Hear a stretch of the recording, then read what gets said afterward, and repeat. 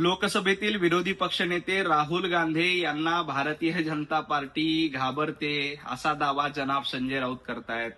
अहो संजय राऊत, राहुल गांधींना घाबरायचं काही कारण नाही. राहुल गांधी काँग्रेसचं नेतृत्व करतायत, त्यामुळेच आजपर्यंत देशामध्ये काँग्रेसचं काहीही होऊ शकलं नाही. राहुल गांधींच्या नेतृत्वात गेल्या 3 लोकसभेला जेवढ्या जागा निवडून आल्या तेवढ्या 240 जागा एकट्या भाजपला यावेळेच्या लोकसभेला निवडून आल्या. त्यामुळे राहुल गांधींना कोण घाबरतंय? राहुल गांधींचं नेतृत्व काय आहे हे देशानं बघितलंय.